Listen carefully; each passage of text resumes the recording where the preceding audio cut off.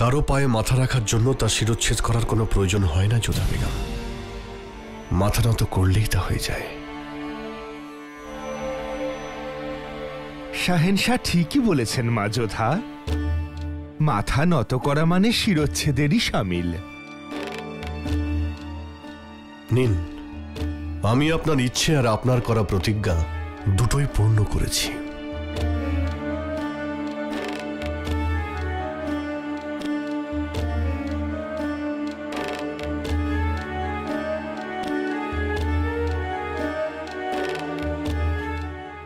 এবার একটু হাসুন যোধা বেগম।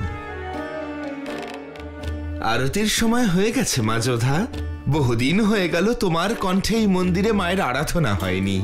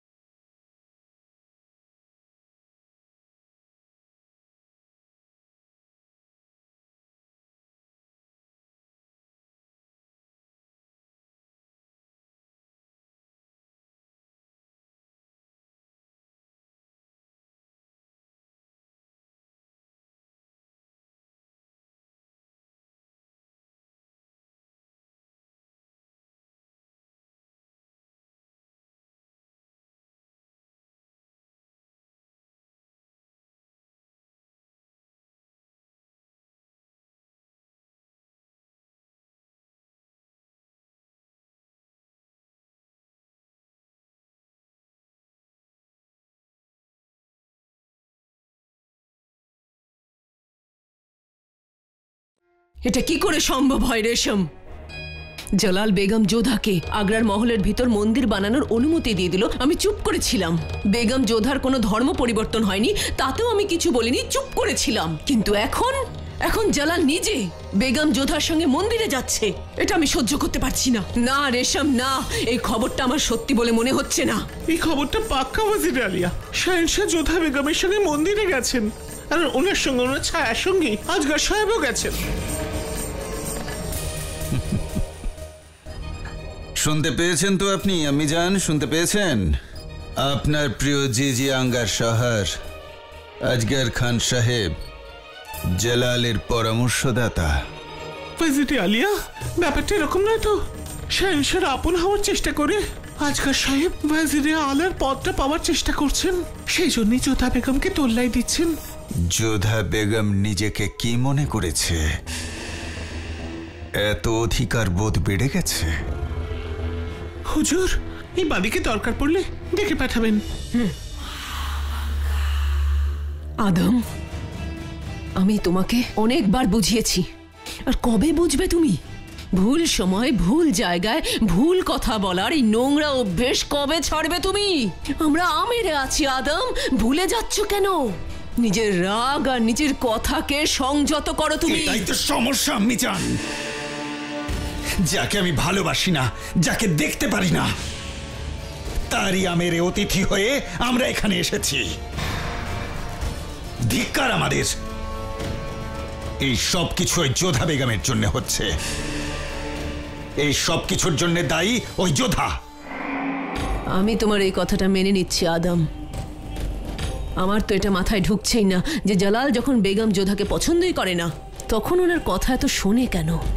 ভবিষ্যতে এই কারণে জালালকে অনেক প্রশ্নের মুখোমুখি হতে হবে। ধর্মীয় বিষয় নিয়ে এই ছেলে খেলা করার জন্য অনেক কিছু সহ্য করতে হবে জালালকে। বেগম যোধার ইচ্ছে পূরণ করতে গিয়ে আমাদের শাহেনশাহকে এত কিছু সইতে হচ্ছে, সেটা আমি একদমই মানতে পারছি না, একদমই না।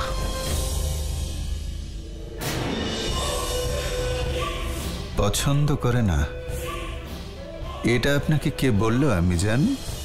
এবার তো আপনার ইচ্ছেও পূর্ণ হয়েছে যোধা বেগম, কিন্তু আমি এটা বুঝতে পারছি না আপনি আমায় এত ঘৃণা কেন করেন। কোন কারণে আপনি আমার শিরচ্ছেদ করে মায়ের পায়ে রাখতে চেয়েছিলেন? আপনি যেন কিছুই জানেন না। এই মূর্তিটা দেখছেন আপনি? খুবই সুন্দর মূর্তি, আর আপনারা সবাই এই মূর্তিটাকে খুব যত্ন করে রেখেছেন। ওনাকে আগে এরকম সাজানো হতো না। এই মন্দিরের বৈভব, এই মন্দিরের আগের রূপ যদি আপনি দেখতেন তাহলে আপনার চোখ ধাঁধিয়ে যেত শাহেনশাহ। তাহলে এই অবস্থা কি করে হলো যোধা বেগম? লুট করা হয়েছিল, সবকিছু তছনছ হয়ে গিয়েছিল। কি? কেন এসব কে করেছিল যোধা বেগম? আপনি সত্যি কিছুই জানেন না? এখানে লুট করেছিল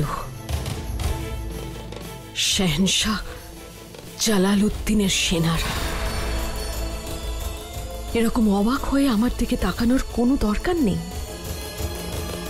কারণ এটা আমার শোনা কথা নয়, বরং নিজের চোখে দেখা ঘটনা। আমার চোখের সামনে লুটপাট হয়েছিল, এখানে ধ্বংসস্তূপে পরিণত করা হয়েছিল এই পবিত্র স্থানকে। এমনকি আমার ছোটবেলার সখী মতি, তাকে অসম্মান করা হয়েছিল। সেই ঘটনাটা মনে পড়লে ঘুমের ঘরেও আমি চমকে উঠি। আর আপনাকে এখন এটা বলতে কেউ আমার আবার সেই ঘটনাগুলো মনে পড়ে যাচ্ছে শাহেনশাহ। মন্দির লুট করার জন্য আমরা গিয়েছিলাম হুজুর। ঠিক সেই সময় হঠাৎ যোধা তার সেনাবাহিনী নিয়ে হাজির হয়ে যায় হুজুর। এতক্ষণে আপনার নিশ্চয়ই মনে পড়ে গেছে। শুধু এটুকুই করেননি আপনি, আমাদের সঙ্গে যুদ্ধে বহু বীর সেনার হত্যা করিয়েছিলেন আপনি। তাদের অপরাধ ছিল তারা তাদের জন্মভূমিকে ভালোবাসতো।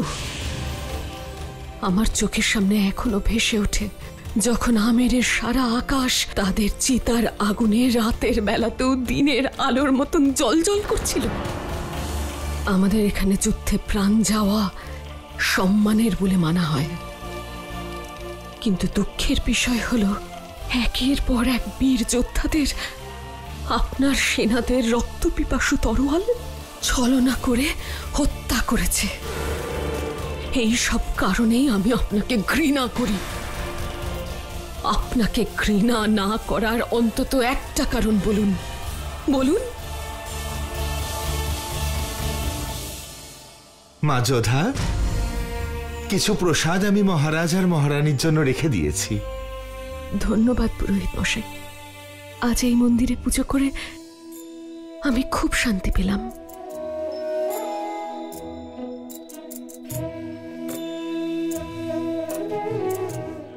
মন্দিরের দানপাত্রে এগুলো দিয়ে দেবেন। সৌভাগ্যবতী হও মা, তোমার সিঁথির সিঁদুর উজ্জ্বল হোক, পুত্রবতী ভব।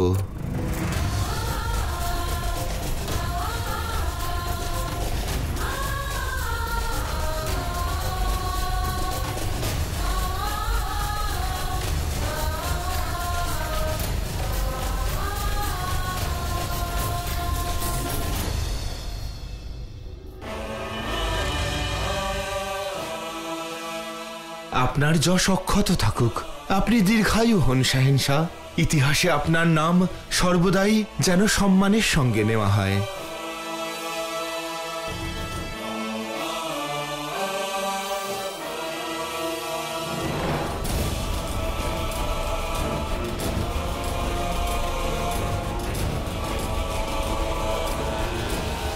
আমি অবাক হচ্ছি আজগার সাহেব, এত শক্ত শাসন ব্যবস্থার যোগ্য উজির থাকা সত্ত্বেও সমস্ত খবর আমি কেন পাই না? এমনকি সমস্ত খবর আমার কাছে আসার আগেই বদলে দেওয়া হয়, এমনভাবে সেগুলো আমাকে জানানো হয় যাতে আমি অন্যদের শত্রু ভেবে নিই। আর এই কারণের জন্য সবাই আমাকে তাদের শত্রু ভাবছে। আমি স্বীকার করছি হুজুর, খবর পৌঁছতে পৌঁছতে রং চড়ে যায়। সমস্ত সাম্রাজ্যেই এটা হয়। কিন্তু সেটা আমার সাম্রাজ্যে হবে না আজগার সাহেব। এই বিষয়টা আমাদের সবার কাছে খুবই স্পর্শকাতর। আমার তো মনে হচ্ছে আমাদের শাসন ব্যবস্থা বদলাতে হবে, আর যদি সেটা সম্ভব না হয় তাহলে সেটা আমার কাছে আর মোগল সাম্রাজ্যের জন্য খুবই অপমানজনক হবে। যুদ্ধ জয় করার পরে পরাজিতদের কাছে ক্ষতিপূরণ চাওয়া আমাদের আইনত অধিকার, কিন্তু তার মানে এটা নয় যে আমরা যা পাবো তাই লুট করে নেব। যদি একজন সৈন্য অন্যায়ভাবে লুট করে তাহলে পরাজিতরা তাকে শাহেনশাহর হুকুম বলে মনে করে। শুধু আদেশ করুন হুজুর। আমি খুবই বিচলিত আজগার সাহেব। এখানে এসে আমি এটা জানতে পারলাম যে এখানকার মানুষদের মনে আমার জন্য ঘৃণা রয়েছে, আর তার যথেষ্ট কারণ আছে, কারণ ওরা প্রত্যেকেই অত্যাচারিত হয়েছে। আর এই ঘটনার জন্য যেরকম ভাবে আমি দায়ী সেইভাবে আপনিও দায়ী। আপনার দুশ্চিন্তার কারণ বুঝতে পারছি আমি। আপনি খুব শীঘ্রই যে কোনোভাবেই হোক এর ব্যবস্থা করুন। আপনি এই বিষয়ে ভালো করে তদন্ত করে দেখুন যে আমার হুকুম ছাড়া মন্দিরে লুট করা হচ্ছে।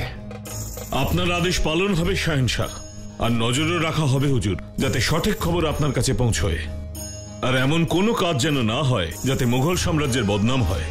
কিন্তু এই মুহূর্তে আমরা আমেরে আছি। আপনার কাছে আমার অনুরোধ, যতদিন এখানে আছি ততদিন এই খবরগুলো নিয়ে দুশ্চিন্তা করবেন না। কিন্তু এটাই তো মুশকিল যে আমি এখন আমেরে আছি, জানি না আর কি কি জানতে পারবো এখান থেকে। সত্যি যোধা বেগম শাহেনশাহ মন্দিরে গিয়েছিলেন? এ তো খুব আনন্দের কথা।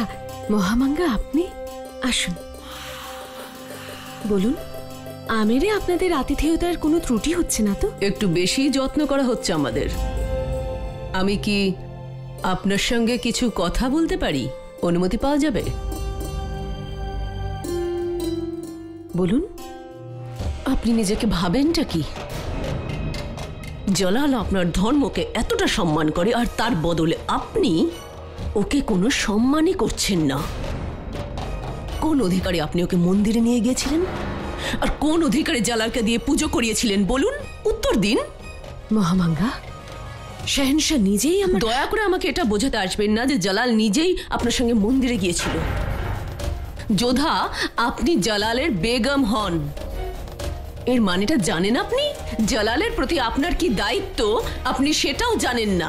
এখনো বুঝতে পারছেন না আপনি কি করেছেন। আপনি কখনো ভেবেছেন জালাল মন্দিরে গিয়েছিল এই খবরটা মৌলবীরা জানলে জালালকে কত প্রশ্নের মুখে পড়তে হবে? সবাই তো এটাই বলবে যে নিজের ধর্মকে বিশ্বাস করে না তাকে তো আর সিংহাসনে রাখা যায় না। কি চাইছেন বলুন তো আপনি? জালালকে এইভাবে অসম্মান করা? হ্যাঁ, সমস্ত প্রজারা ওর বিরুদ্ধে বিদ্রোহ ঘোষণা করুক, এটা চাইছেন কি আপনি? বলুন, একটা কথা বলুন তো, জালাল এখানে কেন এসেছে? আপনার বোনের নিকাহের নিমন্ত্রণ পেয়ে। তাহলে কি আপনাদের এখানে এরকম নিয়ম আছে যে নিকাহের আগে জামাইকে মন্দিরে গিয়ে পুজো করতেই হবে? এমন তো নিয়ম নেই। তাহলে কেন নিয়ে গিয়েছিলেন আপনি? উত্তর দিন বেগম যোধা, এভাবে তাকিয়ে থাকবেন না। কি অধিকারে আর কি ভেবে আপনি ওকে মন্দিরে নিয়ে গিয়েছিলেন? আর এসব কথা মহামাঙ্গা জানতে চাইছে না, এই মুঘল সাম্রাজ্যের ওয়াজিরে আলিয়া আপনার কাছে জানতে চাইছে। আর এটা আপনার দায়িত্ব যে আপনি তার উত্তর দেবেন। আমি শুধু জানতে চাইছি আপনি জালালকে কোন অধিকারে আর কি ভেবে মন্দিরে নিয়ে গিয়েছিলেন?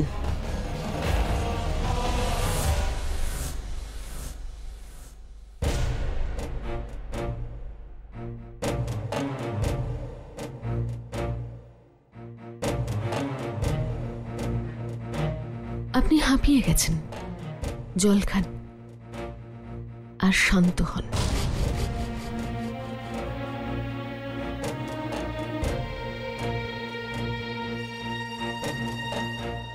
আপনি কাজটাই এমন করেছেন যার কারণে আমি শান্তিতে থাকতে পারছি না। এখন আপনি আমাকে অন্য কথা বোঝাতে আসবেন না। আর আমাকে এই উত্তরটা দিন, আপনি জালালকে মন্দিরে কেন নিয়ে গিয়েছিলেন? মহামাঙ্গা, আপনার মনে হয় যে শাহেনশাহ আমার কথা শুনে মন্দিরে গিয়েছেন? আমার থেকে ভালো তো আপনি ওনাকে চেনেন। আপনি জানেন না শাহেনশাহ তার কথাই শোনেন যার কথা উনি শুনতে চান, আর যার কথা শুনতে চান না তিনি সেটা শোনেন না। আপনি আমাকে বলছেন কর্তব্য পালন করার জন্য। একজন বেগম হওয়ার দরুন আমার কর্তব্য হলো যে শাহেনশাহকে কোনো প্রশ্ন যেন না করি। কিন্তু আপনি করতে পারেন, আপনি ওনাকে প্রশ্নও করতে পারেন, আর ওনাকে আপনার প্রশ্নের উত্তর দিতে হবে। সে আপনি ওনার বড় আম্মি বলেই হোক বা এই সাম্রাজ্যের ওয়াজিরে আলিয়া বলেই হোক। তাহলে আপনি ওনাকে জিজ্ঞেস করুন যে কেন উনি আমার সঙ্গে মন্দিরে গিয়েছিলেন। চন্দা, ওনাকে শাহেনশাহর কাছে নিয়ে যাও। আমিরে নতুন এসেছেন, উনি পথ হারিয়ে ফেলতে পারেন। আমার সন্তান জালালের কাছে পৌঁছানোর জন্য আমার ওই ওপরওয়ালারও সাহায্যের প্রয়োজন হয় না, কারণ ও আমার সন্তান জালাল। আমি যেভাবেই হোক ওর কাছে পৌঁছে যাব। আপনি নিজেই কিন্তু আমাকে বের করে দিতে চাইছেন। আপনি আমেরে ফিরে নিজের কক্ষে দাঁড়িয়ে আমার সঙ্গে যে ব্যবহারটা করলেন, এটা কিন্তু আমাকে অপমান করা হলো। এটা পরে কিন্তু আমি পূরণ করবই। আর সবাই এটা জানে, মহামাঙ্গা কারোর কাছে ঋণই থাকে না। এই ঋণ আমি শোধ করবই, আপনি দেখতে পাবেন।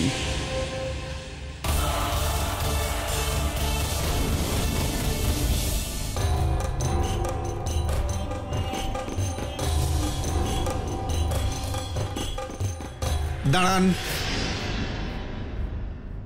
আমি শাহেনশাহর সঙ্গে দেখা করতে যাচ্ছি। আপনি অবশ্যই দেখা করবেন, কিন্তু তল্লাশির আগে নয়। তুমি কি জানো তুমি কার সঙ্গে কথা বলছো? তুমি আমাকে আটকাবে? ক্ষমা চাইছি, আপনাকে সম্মান করি, কিন্তু মহারাজ ভারমালের আদেশ এটা, তল্লাশি না করে শাহেনশাহর কাছে যেন কাউকে পাঠানো না হয়। তোমার এত বড় স্পর্ধা, শাহেনশাহর বড় আম্মি উনি, সালতানাতের ওয়াজিরে আলিয়া, তুমি ওনার তল্লাশি নেবে? ওরা নিজেদের দায়িত্ব পালন করছে, আর যা কিছু করছে শাহেনশাহ সুরক্ষার জন্য, ওনার ভালোর কথা ভেবে। আর শাহেনশাহ সুরক্ষার জন্য আমি এটাও মেনে নিচ্ছি। তুমি আমার তল্লাশি নিতে পারো। সুগন্ধি,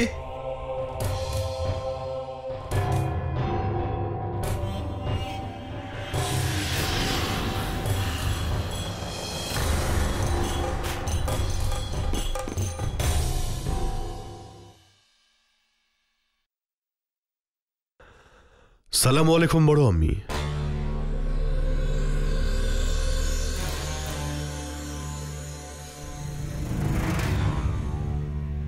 বড় আম্মি, আমি বললাম সালাম আলাইকুম। ক্ষমা করো। ওয়ালাইকুম সালাম জালাল। ক্ষমা করো।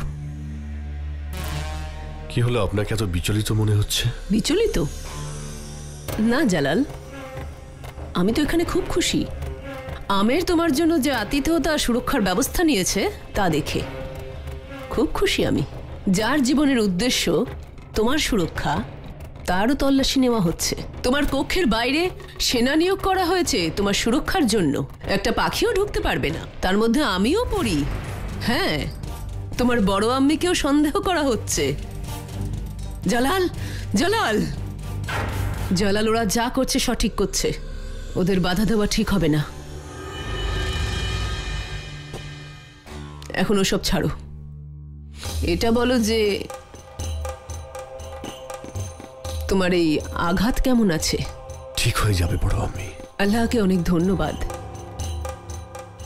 তোমার শরীরে লাগা আঘাত তাড়াতাড়ি সেরে উঠছে, কিন্তু শাহেনশাহর সম্মানে লাগা আঘাত কখনো সেরে ওঠে না। আমি বুঝলাম না বড় আম্মি।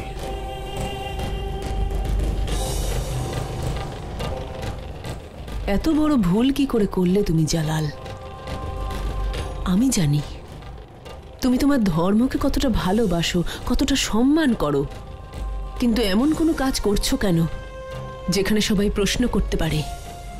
তুমি কি তোমার ধর্মকে বিশ্বাস করো না? দেখো, তুমি তো সবার প্রথমে বেগম যোধাকে তার ধর্ম পরিবর্তন করতে দাওনি, ওনার জন্য মন্দির তৈরি করে দিয়েছো।